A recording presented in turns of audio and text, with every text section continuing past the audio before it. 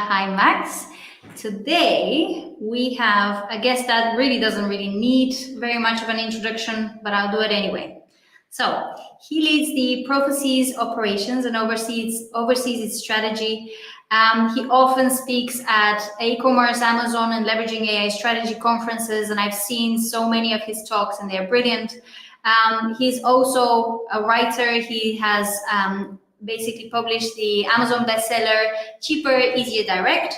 And prior to Prophecy, he actually founded Think Crucial and co-founded Scubana and the Prosper Show. So basically, like, he looks way too young for all that he has achieved.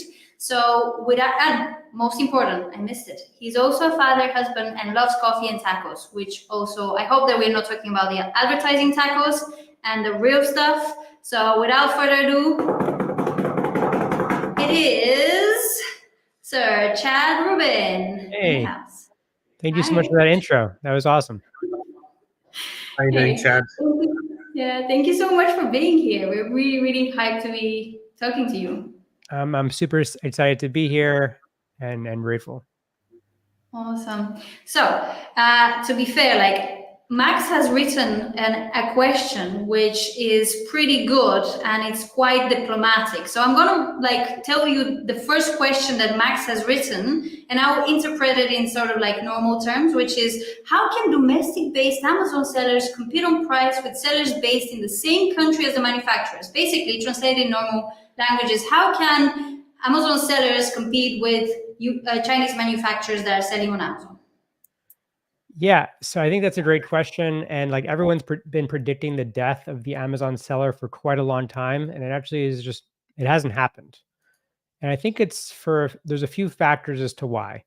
Number one is, I think that factories in general aren't the strappiest and aren't the most nimble. So this is a 2019 take that people think that China is going to outcompete United States sellers. And so in my opinion, it comes down to, for Amazon US sellers, better distribution, specifically owning the talent, owning patents, and integrating AI deeply.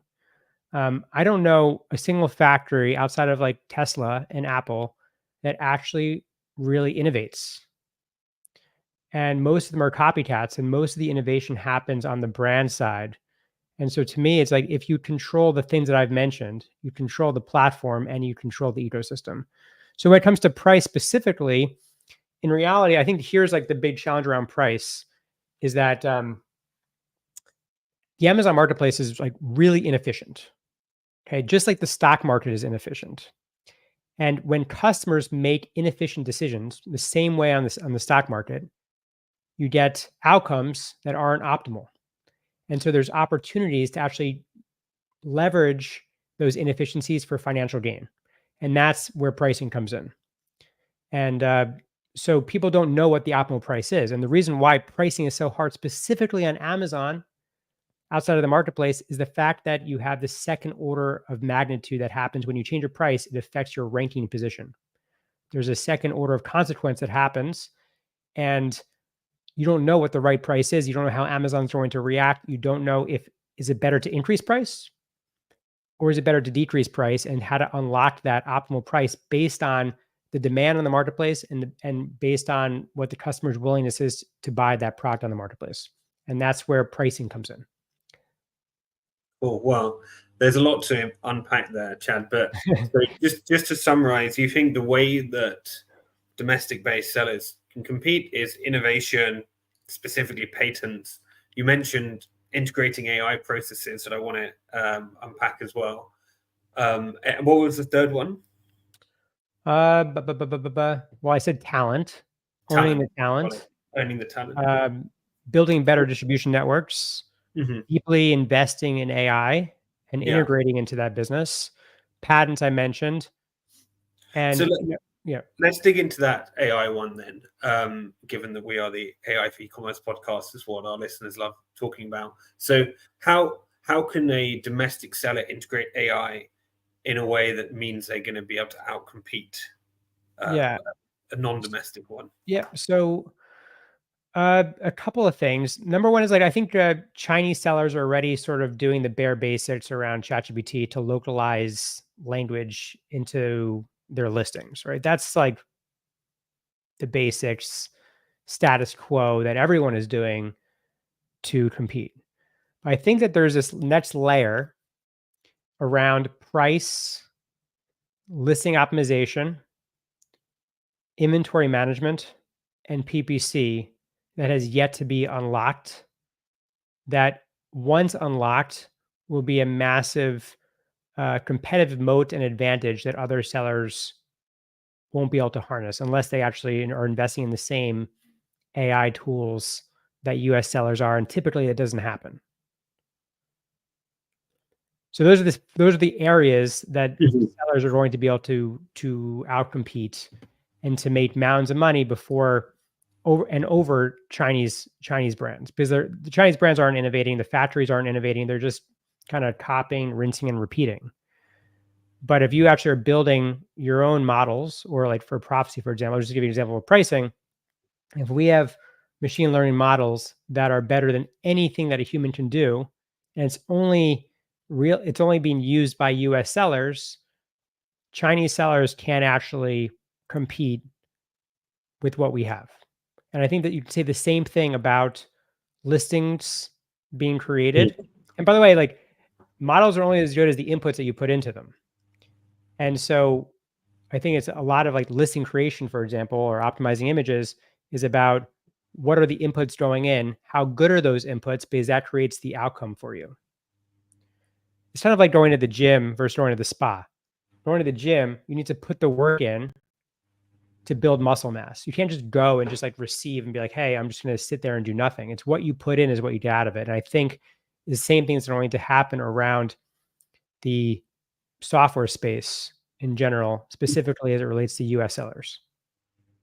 I go on, Joe. No, I can see you have a burning question. Go on.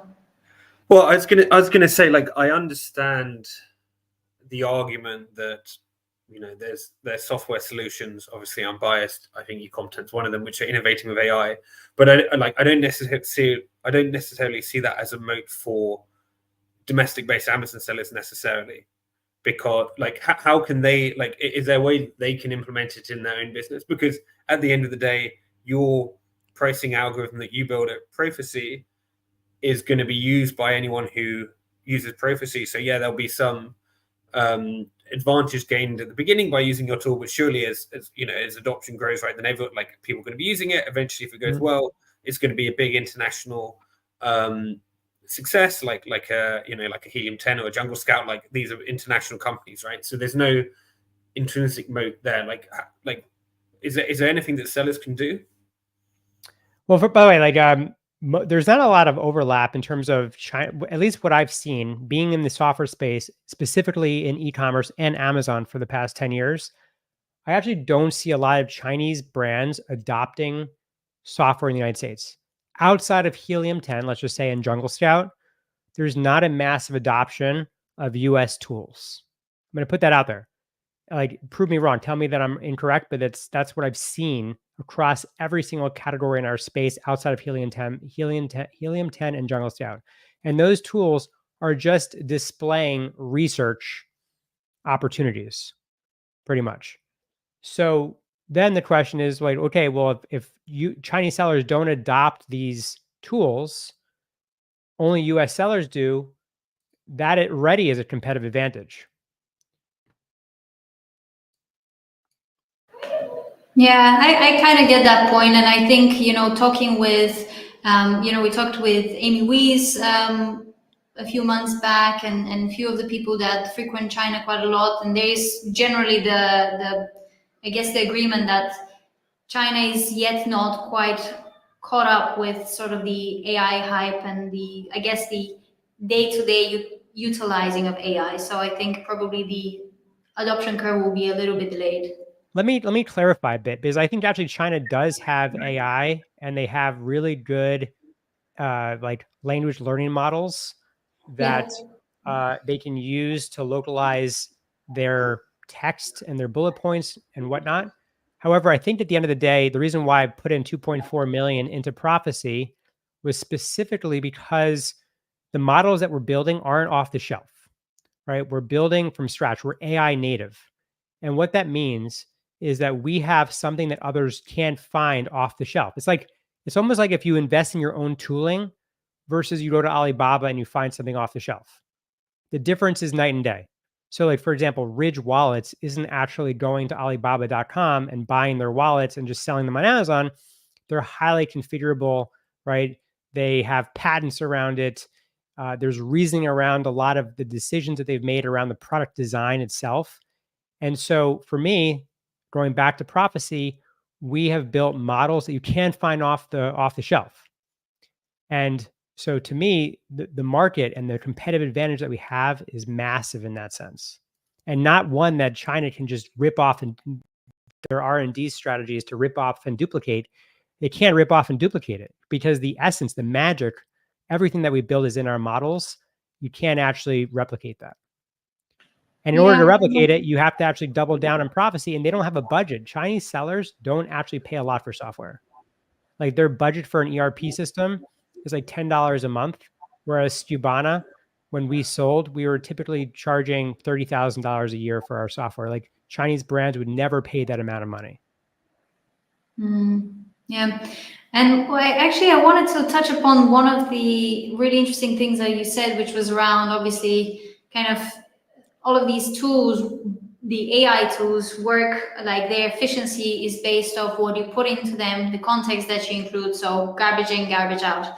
So in terms of how you have built Prophecy, like what is kind of the data that is underpinning sort of the recommendations, and like what have you trained your model with? Yeah, so that's actually where things are getting super interesting. So we have built something called Listing Pulse. And really what Listing Pulse does is it collects billions of transactions that you've done through Amazon. So we go back 2 years when you connect Seller Central, and we go back 3 months when you connect the ads platform. So we're pulling in patterns so that we can actually answer important pricing questions. So some of the patterns are like seasonality, Prime Day trends, calendar events, sales trends that you have internally. Then on top of that, we're pulling in your sessions, your conversion rate, PPC data, click-through data, BSR, all this stuff. And then on top of that, we're collecting your competitors' information. So we're doing a threat analysis, looking at your competitors, pulling in their price, their revenue, their sales velocity, their inventory, their ranking, their top of search share that they have. All of this is essentially flowing into our model. So we have 10 times the amount of data that any other software pulls in. And so then we have the data. But then the next step is that we have something called hyper learning. Now, without going into too much detail, the challenge is that there's a cold start problem. A brand doesn't change pricing typically on Amazon, or very often. And that results in a lack of interaction data. So for example, if you go on Netflix, you go on Instagram, and you never watch anything, the model, the algorithm, doesn't know what to serve you if you never watch anything. The same thing if you go on Facebook, you never poke anybody, you never like anybody, you never connect with anybody. The model doesn't know how to hit your dopamine, doesn't know how to serve you. So without this data with Prophecy, our algorithm would struggle to evaluate how a product would perform when you change price. And so what we do is we actually solve this by forcing interaction data. So within a -5 to +5% range, we force price changes to see how do your competitors react to price changes? How does Amazon.com react to price changes? How do your customers react to price changes? And from that, we learn from it. We train the model around that so that we could actually overcome this initial lack of data.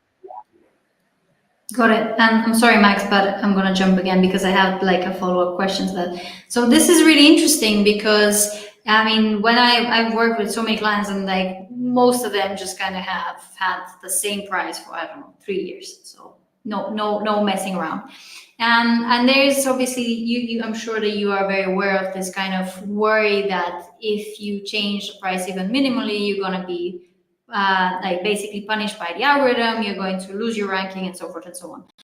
So my first question is like, what have you seen like really big swings in terms of ranking once you start like do this cold start? And also the other question I have is it category specific? So these are awesome, awesome, awesome questions. I love these questions. So the first answer, the answer is it's not category specific. Any category works, but we test for elasticity. We understand what's happening with demand. And so by training the model, by looking at what's happened historically, and then actually forcing the interactions for 30 days, we're doing it within -5 to +5% boundary. So we're doing it in a small boundary to just test to see at scale what the reaction is going to be in the market. Now, in terms of, if I present, would the audience see what I present? Not on the podcast version, which is most of our audience. Well, maybe they can just listen in. So here's a customer of ours. You know him. He is a influencer in the space, and he also happens. Can you see my screen? This Amazon listing right now? Yeah, gone. Yeah. Cool. So this is his supplement. This is for Mina Elias. And so if you actually look at, let's pull up the Keep It chart for his product on Amazon. This is pretty fascinating stuff, and hopefully the people listening can follow. So I've got a Keep It chart up showing his all-time price changes and ranking. And so what you'll see here for all time is that green is the rank, and the lower the better. And pink, you'll see his price. And you can see he never changes price. Like most brands never change price. Most brands are fed this kind of what I would call BS from Amazon, or this misinformation that's been disseminated also through gurus saying if you change price, bad things are going to happen. We started dynamically rotating price, and look at what happened to his rank. It drops significantly, massive drop, which is a positive, right? So he got better discoverability because we started dynamically rotating price. And was that the only change you made? That Is was it the just only. this That was it. thing? Okay. Yeah. And you can see what happened. Then the model wanted to explore an increase of price. So the model was like, hey, you have more pricing power than you think you have. And we started increasing price and surging price. And really our model is changing price to really capitalize on the shift in demand that's happening in the marketplace with the customer's willingness to buy. That's really what we're doing. We're matching the customer's willingness to buy with the value that you're offering on the marketplace. And we're doing that whether you're in season or whether you're out of season. And this is a 7-figure profit capture opportunity that we had on his specific account. But I thought this is like fascinating data, right? And goes against this belief that's being shared here that, well, if you change your price, your ranking is going to be negatively impacted. And that's not true. And that's not true because you need to make smart and conscious pricing decisions. And if you can do that and let data drive your decisioning, Amazon will like those decisions, your customers will like those decisions, and your competitors won't. So this is curious. Like, why do you think that, and I'll try and describe for the listener, there's kind of very tight fluctuations in the price. I don't know if we can see what that is, between $30 and $25 roughly, which kind of massively improves the ranking, it seems. And I can't exactly tell where it is, but visually you see the improvement of ranking. Why suddenly changing price, does that have a positive impact on the algorithm? Is this kind of like an outlier, or this is every single, like the majority of cases that you see? Well, so our model is trained to maximize profit without hurting your rank.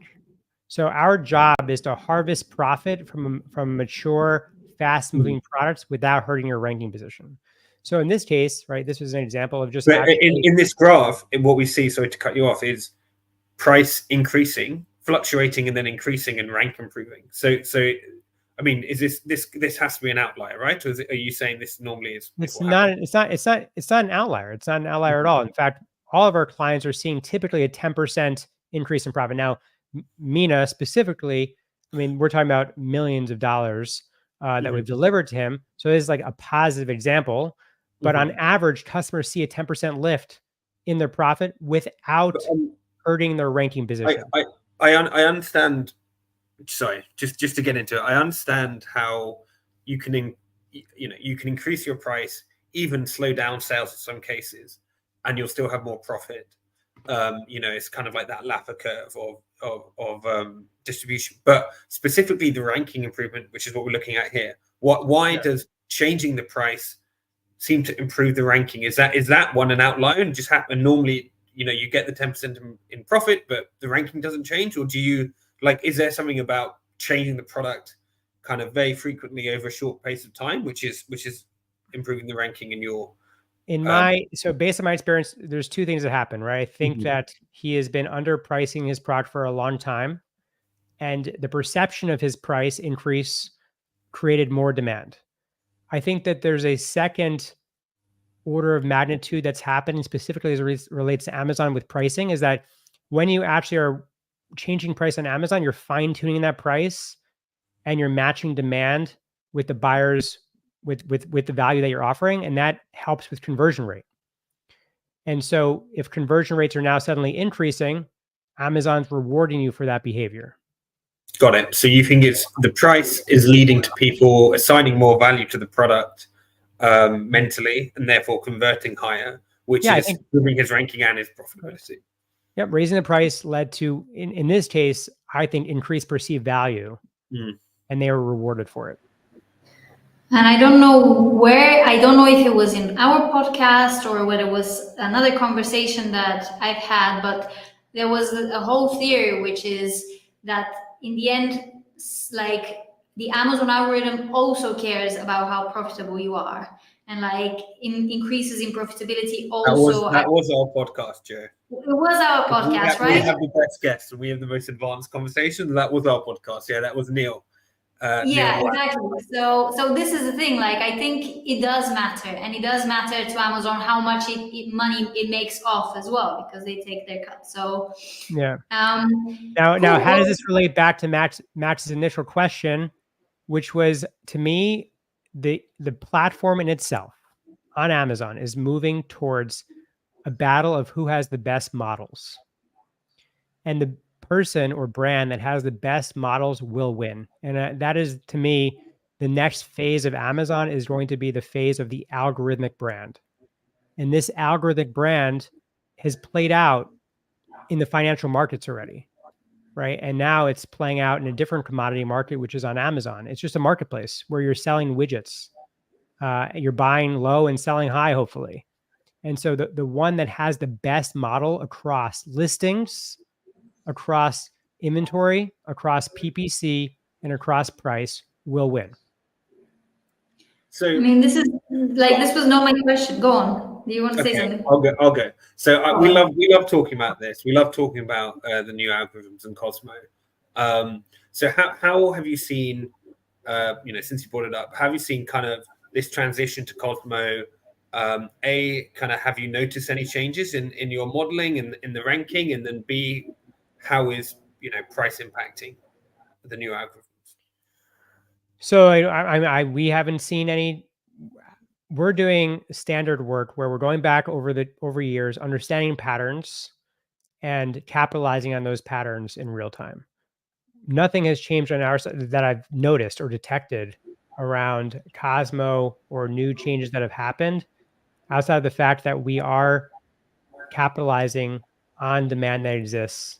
And Amazon likes these changes. And Amazon, maybe I think the only thing I've noticed recently is that Amazon's even more sensitive to price changes. Whereas before, perhaps they weren't. I see that there is some more sensitivity around price, which is a positive thing. And to be fair, my question tails off to that, which is obviously around Rufus, because it's one thing to have a whole page of results with different products at a different price and kind of select, but how do you think then pricing plays into what Rufus selects for you? I mean, obviously there is the whole conversation around context and so forth, but do you feel that the tool that you have can or will optimize for that as well? Or do you think actually does it matter at all when it comes to Rufus? Look, I think Rufus, I'm going to speak and you guys may disagree, and that's okay. We can disagree harmoniously, but I think Rufus is, in its current form, isn't very good. Wow. And I think, what?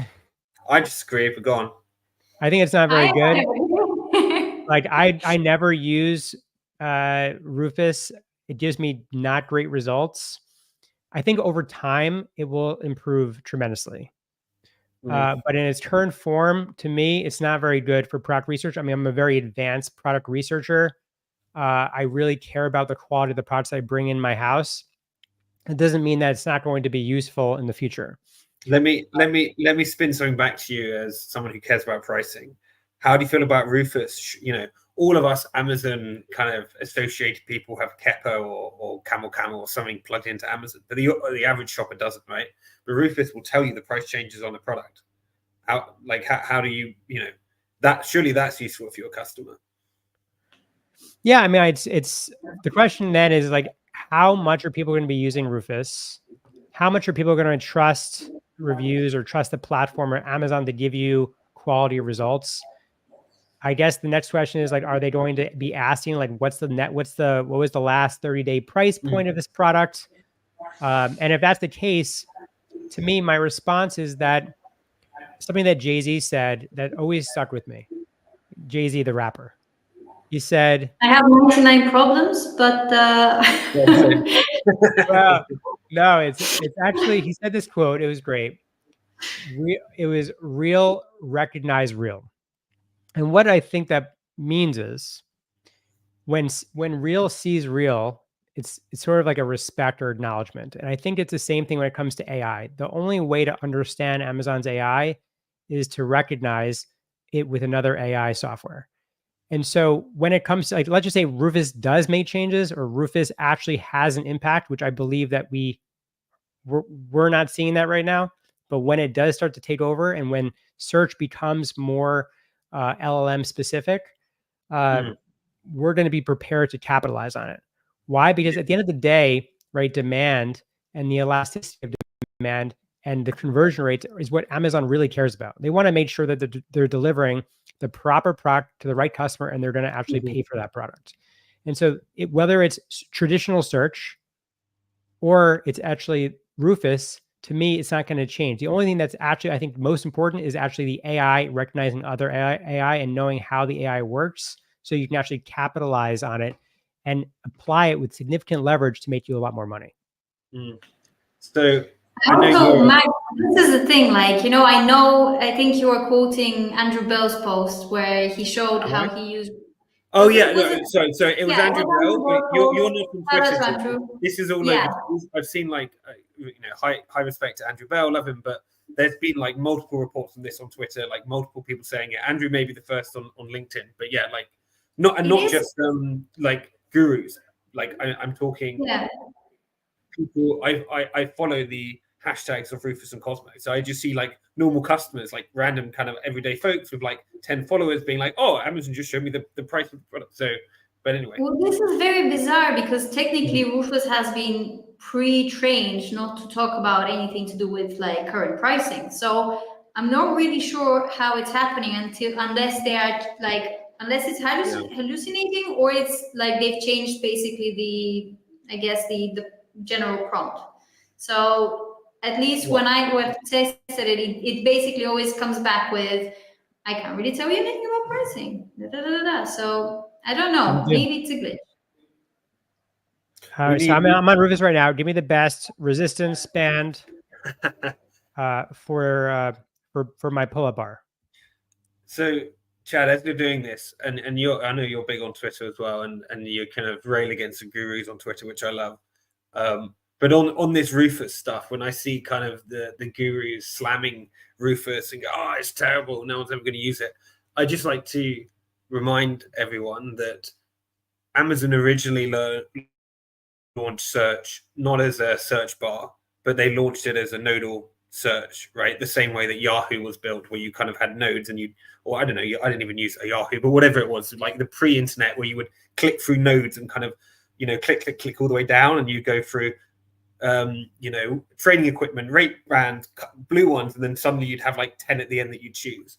And then one of Amazon's major innovations in the early days was having a search bar, obviously similar to Google having a search bar, but around the same period, right? They invented the search bar for product searches, which was obviously an incredible innovation. And then they did customer reviews on this. So like they're totally innovating. So all these people will go, oh, like what we have now in 2023 is the way that people search, and like it's never going to get any better than exactly the experience we have right now.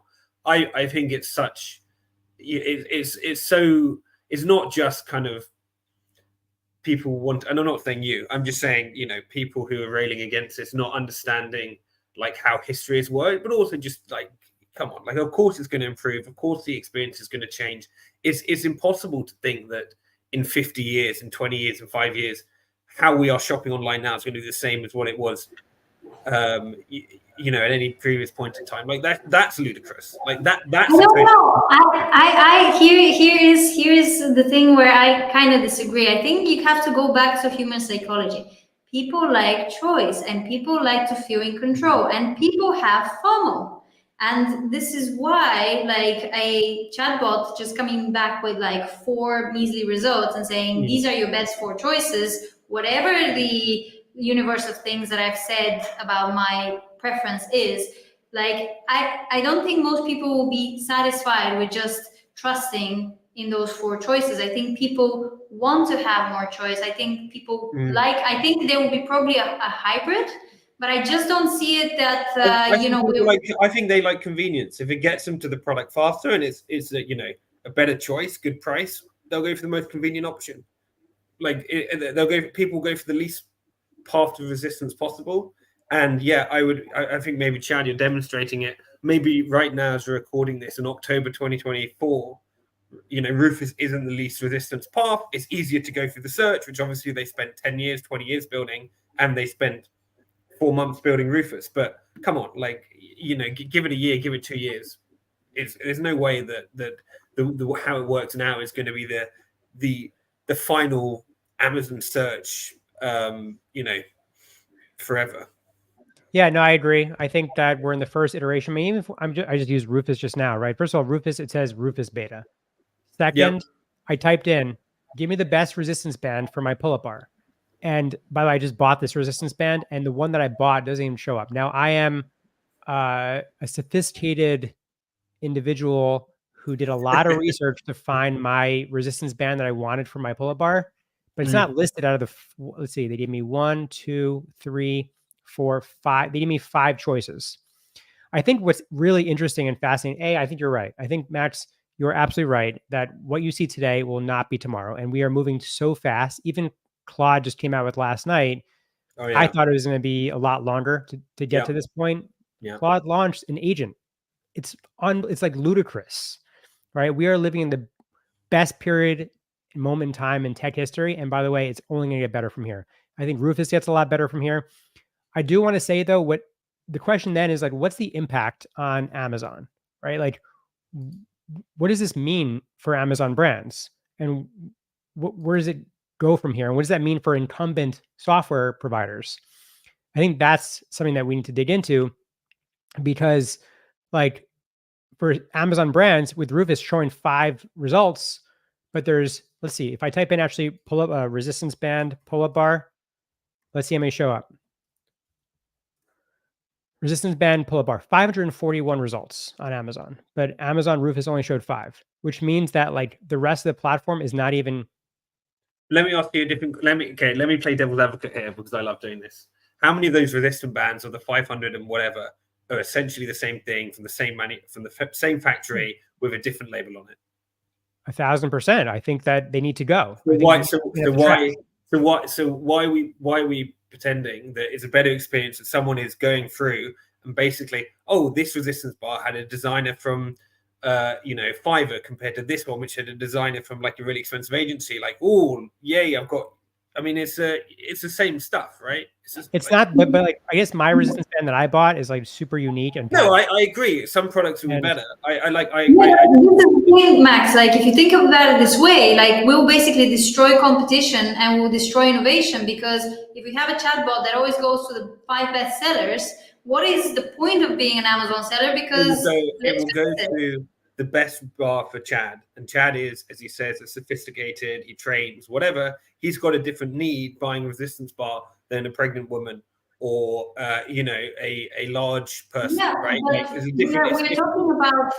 we're talking about a situation where you expect that the Amazon algorithm is somehow going to like be so smart to like Yeah, figure yeah, out yeah. these. That's But exactly I what. That's don't know. exactly what I I think. kind of Exactly what I think. very skeptical that you will foster enough innovation in categories when all the bigger players are going to optimize the shit out of their products. They'll probably roll out 4 versions of the same product, but like all optimized for different audience, and then we will end up with just like a tiny little bunch of players and no innovation. So I don't know if this is the future that we want to. I'm very excited to see where Rufus goes. I guess There's no that's the only thing I question can there. say. Yeah.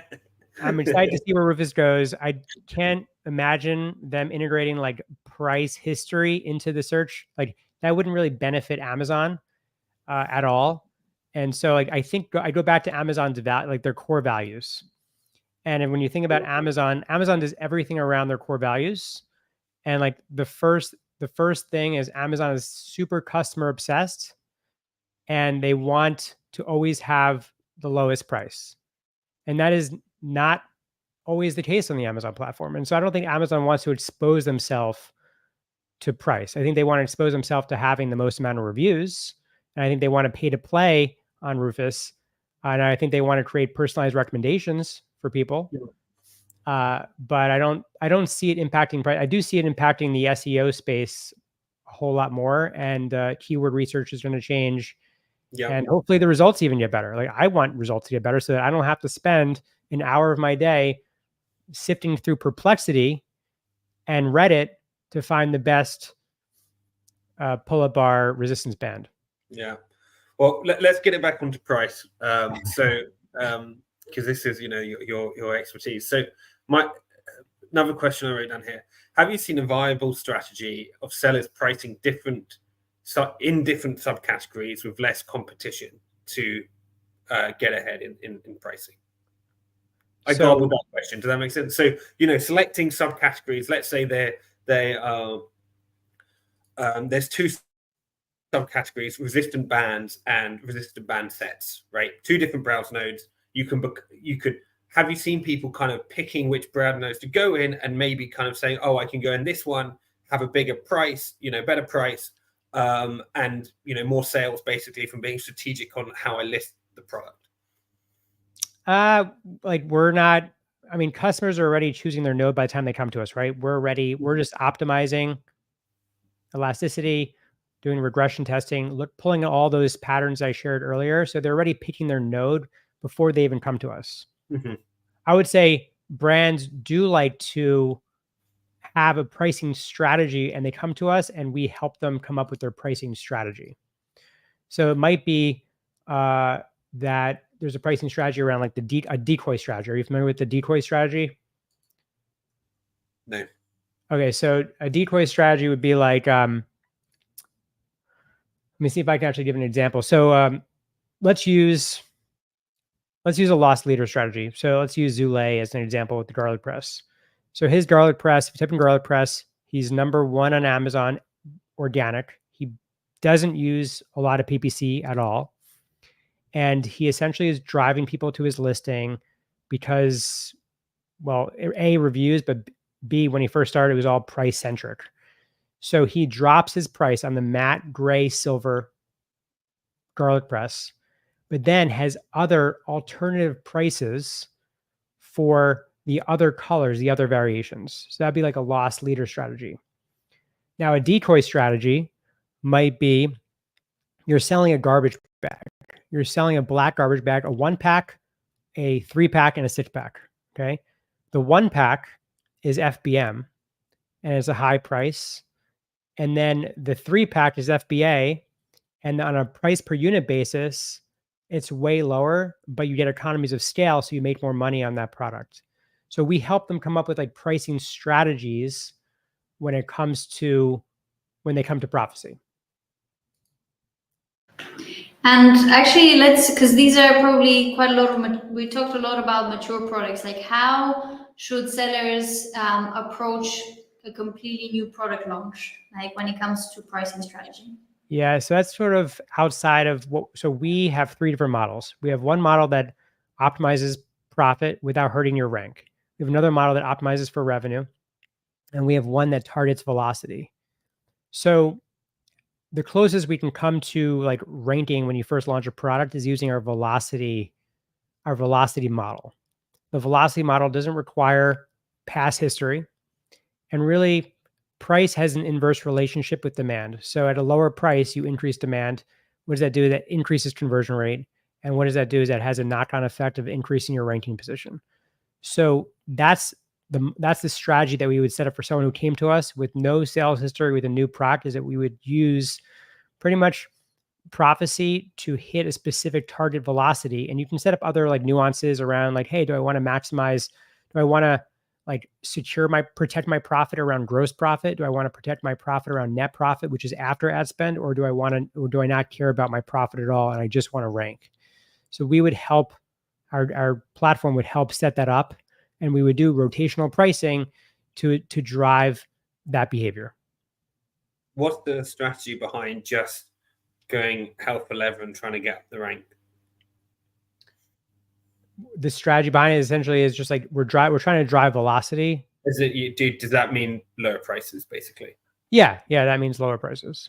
Okay. But I would say like our main model, like the launch model that we've started with, is our profit model, right? Which requires it requires 3 to 5 units sold a day for 365 days, and it requires 3 months of sales history, and will harvest profit without sacrificing your rank.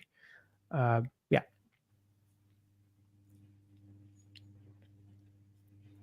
Cool.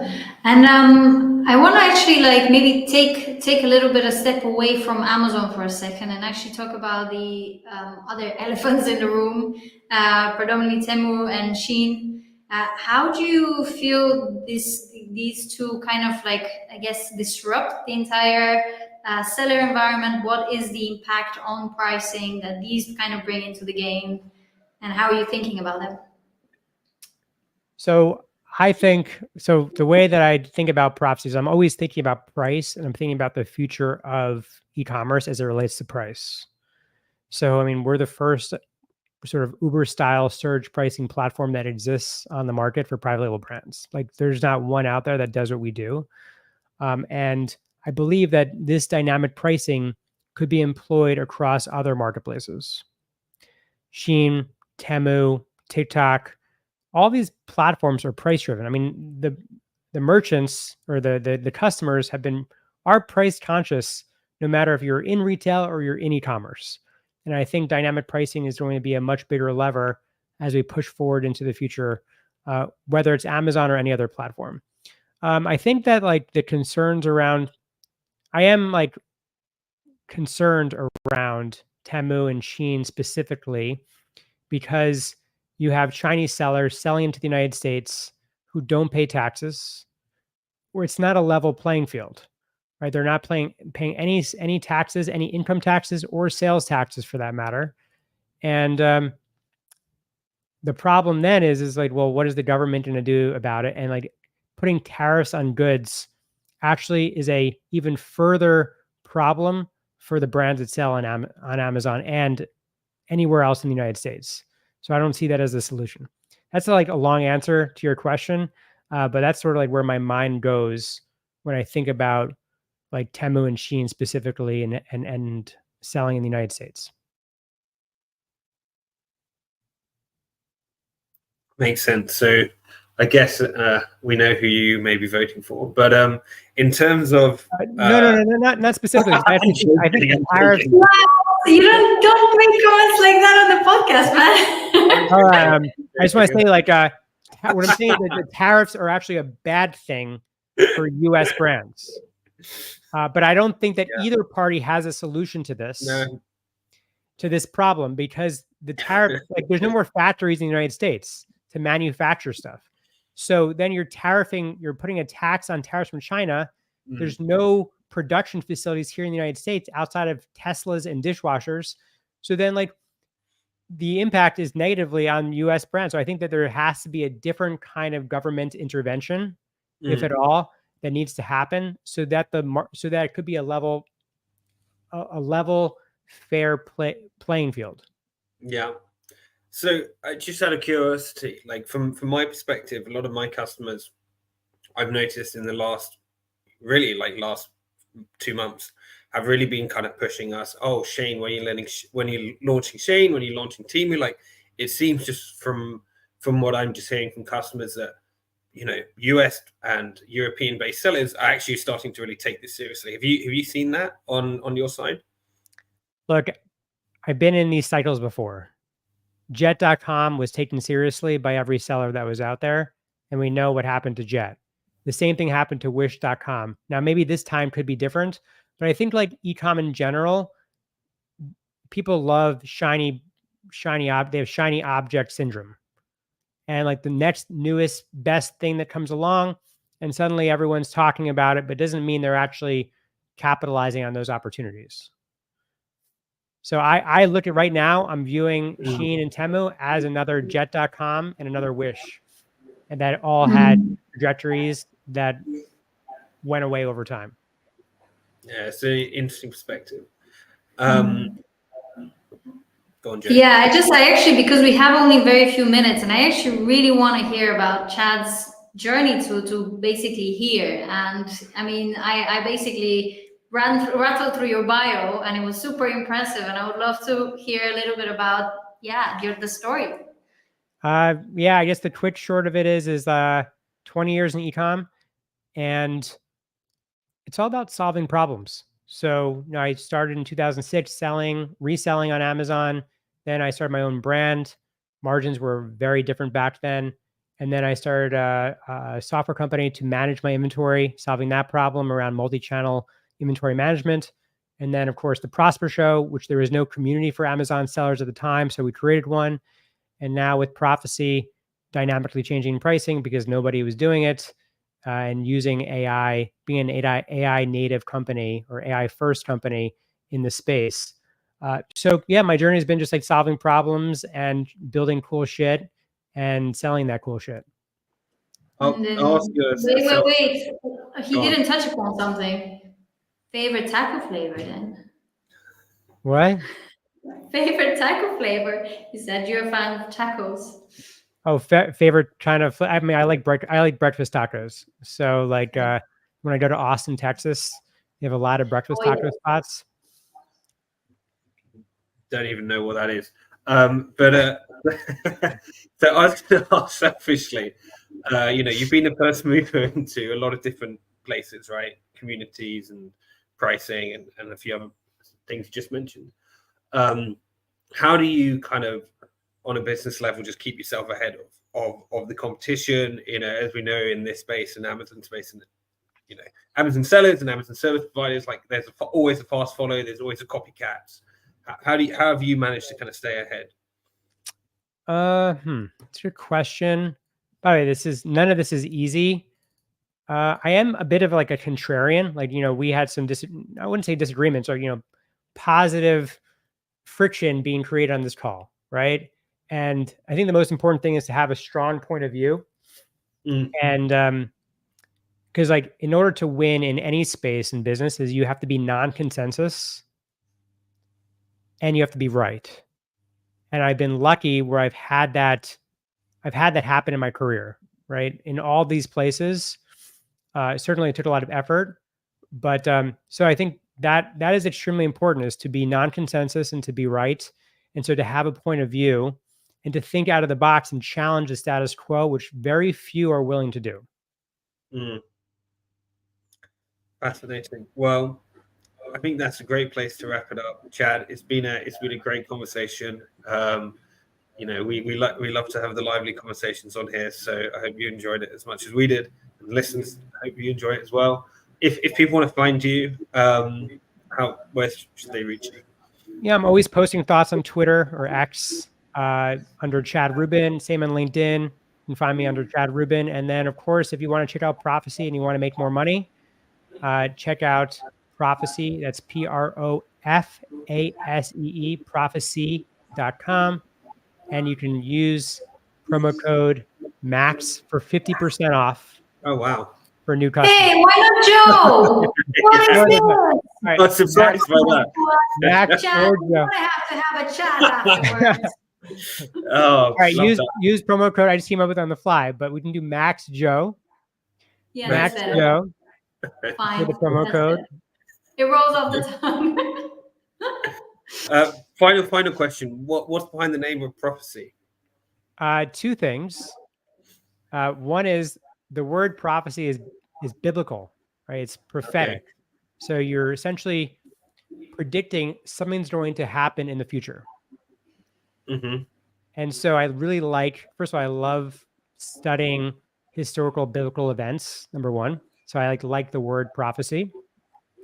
And then two, the way that we spell it is prophet you could see, P-R-O-F, prophet you could see. So essentially, we're essentially seeing profit in your future. Not many people get that. There's a lot of thinking around this, and I really like the name. That's funny. I think like literally the same as me. We did e-content, which is e-commerce content, but nobody, yeah, exactly. Nobody gets it. So Nobody it's one of gets those, it. no, but it's one of those things that make the founder happy. But yeah, great chat. Great talking to you. Yeah, thank you. Thanks for having me on. We'll have that Max Joe 50. You said link below when we publish it, and yeah, thanks again. Yeah, thanks for the great conversation.